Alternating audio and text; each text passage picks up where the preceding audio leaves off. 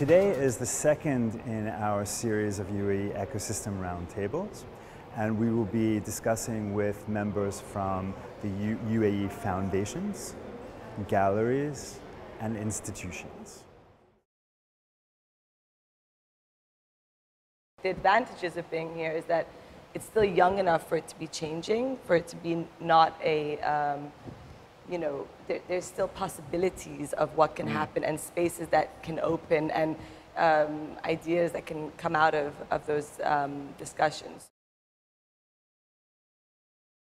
And in my experience, for example, during through the Emerging Artists, the Salama Emerging Artists Fellowship, when we were putting the program together and planning it, and we're in discussions with our partners, the Rhode Island School of Design, we were talking about, so what is it going to be like during the teaching weeks, the 5-day-long teaching weeks, when the faculty are going to be interacting with those emerging artists who are just starting to create their career as artists, and when they're going to probably be harsh or critical on them, when they've never maybe experienced that sort of critique of their work, although they've graduated, some of them, from art programs from different schools in the UAE, but we did understand that the critique culture within the universities is not the same as the one that will be coming from the Rhode Island School of Design. Yeah. So we really did not know what to expect, and we said, you know what, we'll just let it happen. And the effect was just incredible. The response from the artists who participated said, we've never had someone talk to us about our work in this way. No one has ever asked us questions in this way that just open up so many new possibilities for us and make us then question our work as well, and go back and learn some of these, just as simple as some vocabulary also to use when looking at their work and when stepping back and kind of judging it during the process as well, not just as a finished work. So it's been a very positive experience, to be honest with you, and I think that once an artist is exposed to that, there's no going back from it. It's in fact what they want and long for. From my point of view, because I'm an artist also, so I know the perception of the artist. So if you don't get not necessarily negative critique, but if you don't get like a feedback, someone will tell you, someone with more experience will tell you, you're doing right, you're doing wrong, or guide you in different direction, you won't grow. And you keep think that you are doing the best. You know what I mean? So I think what's missing, there are mentorship programs, but I think I wish if in the future, for example, we have established artists, for example, someone from, let's say, Mohammed Kazem, who's an established artist, who will have an assistant who's an emerging artist, which is something happening in Europe all the time. For example, I used to be an assistant for an old artist, so this will help you really a lot to grow and to learn. This is very, very important. The mentorship, the teaching, not necessarily the going to the university and go to the class and do your master, but learn on the field. And for example, working for let's say Art Dubai or Sharjah Biennale, doing internship, that's a real mentorship, because you learn on site, on the field, and you learn from people who are professional. You can't have criticism until you have a show. You can't have art exhibitions until you have artists. You can't have an understanding of arts and museum practice until you see arts and museum practice, right? And so it's this thing where we all have to kind of keep building at the same time. We can't build one and then the other. A whole bunch of art critics with no museums obviously would be ridiculous.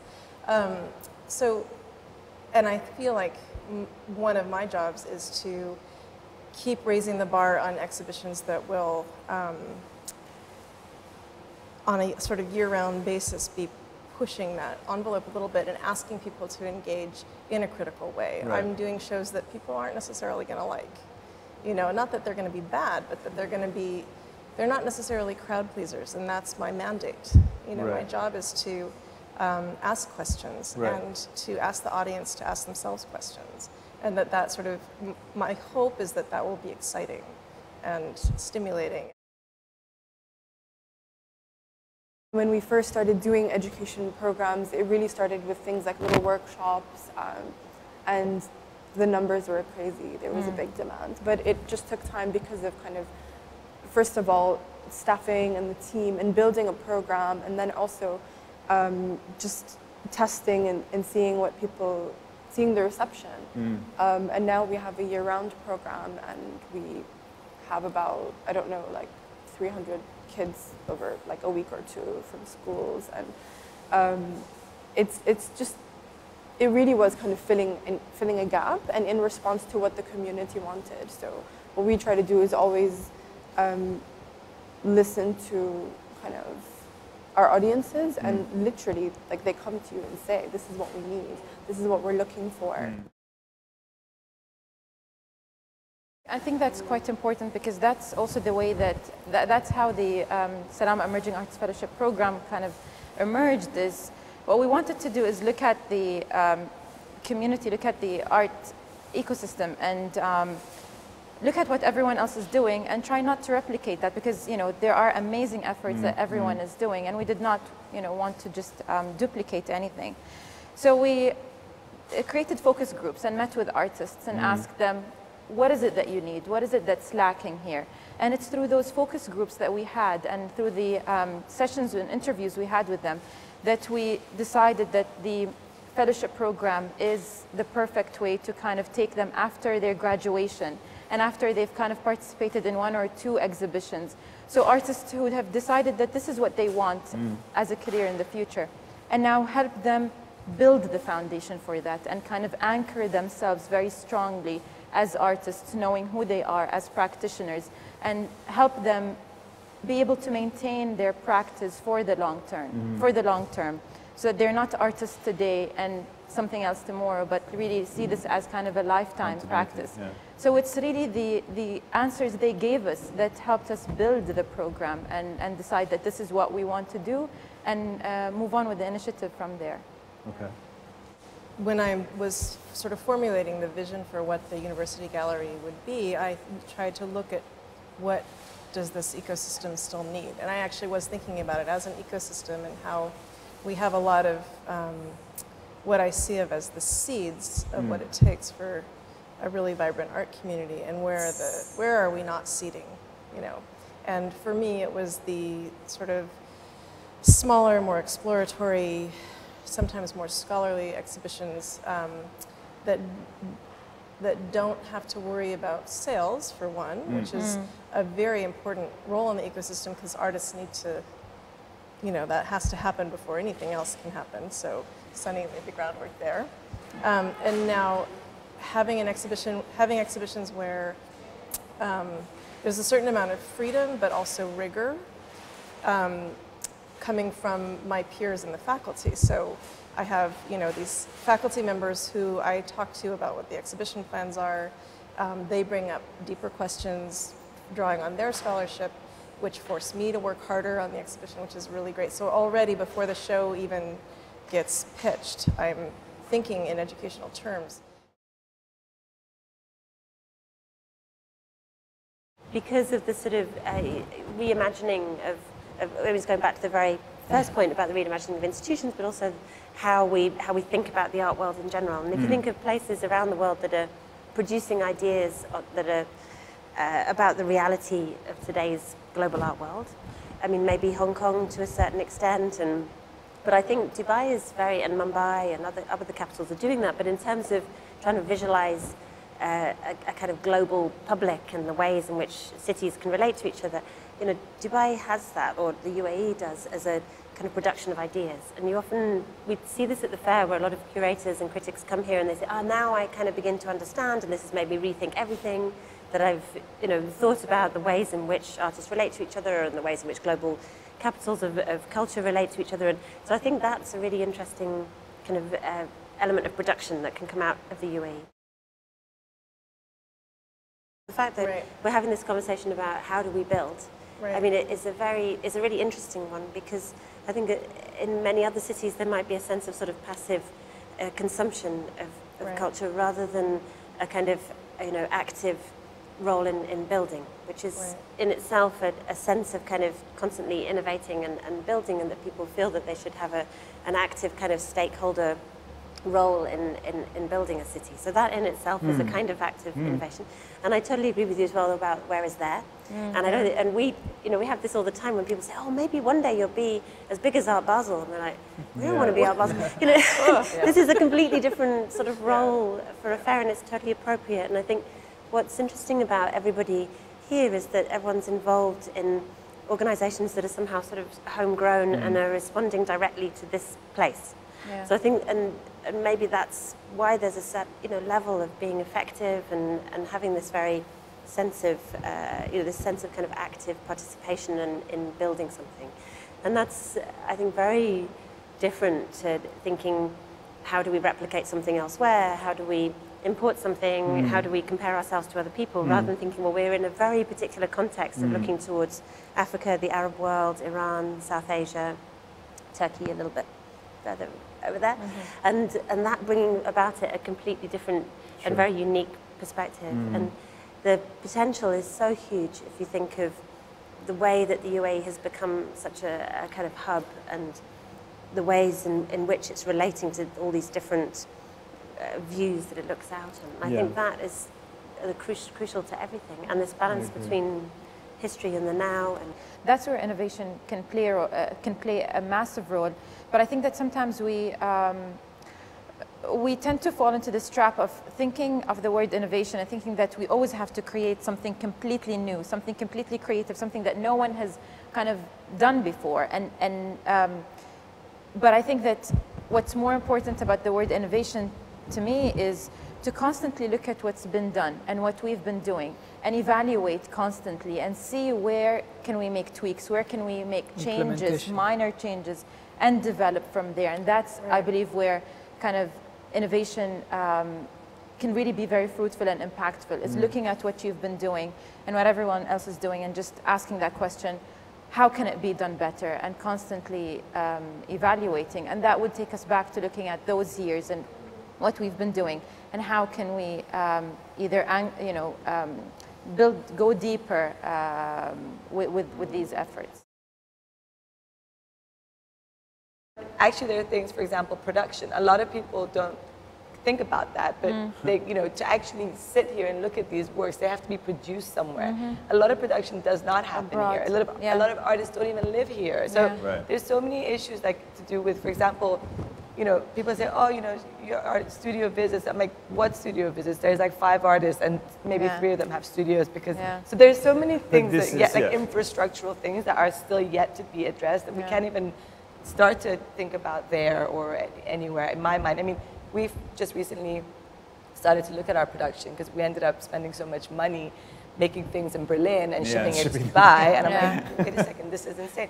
And then you look around, and then there are all these exhibitions that happen. I'm like, surely these people can make, these works. I mean, yes, it's different, but there is no, there are no makers like small craft, but there will be if you encourage it. So I think it's our responsibility. So now I have someone who fully does our production in-house in the gallery, that her role is just to find these people that maybe normally didn't do artworks, and why not? It's the same materials, you just have to be a little bit more careful. So eventually maybe that guy can actually set up a studio and be a maker and have enough clients that he could survive and have. So these are vital. These are those things that build. I mean, if you don't have a place without artists living in it, and the focus should not only be on Emirati artists, with all due respect, it should be also artists that are living in Dubai, that can also have access to whatever funds and grants to be able to live here and work here. When you were saying what's urgent, I think it's to do with archive building and a sense of deepening of history. And constantly questions from people saying, so where can I access the early films of UAE filmmakers? And I think, there's a collection at Zayed University, there's the Center for Documentation and Research in Abu Dhabi, but those roles are quite different, and there's not necessarily a sense of, we were running so fast through the 2000s that wasn't necessarily a sense of how does this relate to what's gone before. And also this kind of washing machine mentality of new people coming in and saying, this is done, we were talking about it, this is the first time this has ever been done, and the sort of rewriting of history all the time. Yeah, which and then is, people disappear, and it's like, woo, and then off again. I don't know how you quote me on that, but you know what I mean, it goes round and round. And instead of sort of thinking this is part of a lineage of something that comes from before. I mean, each year around 400 media come to the fair, and probably around 60 are people on a press trip, international journalists. And it's always, war, women and censorship are the three kind of like typical questions. And it's almost, but I think over the years you build more and more understanding. I mean, now there's almost like a sense from the journalists that their editors have asked them to ask those questions, and they get them through them quite quickly before they get onto the actual work. But of course, I mean, the difficulty is that it just creates this kind of mask through which everything is somehow they attempt to interpret everything through these kind of through this mask, and also just the room that's then left to talk about form and artist practice and the work itself is limited because there's all this to get through first, which maybe is not present in the artist's mind at all, or even in the context in which the work is shown. I mean, these are obviously realities that are all around us, but some are very, very misinterpreted. What I've noticed is that people, they default to these cliches that are not accurate because they just don't have anything else. They have no other point of reference. They only have, this is the world where X, Y, and Z happen. And it's just it's like the easy way out, too.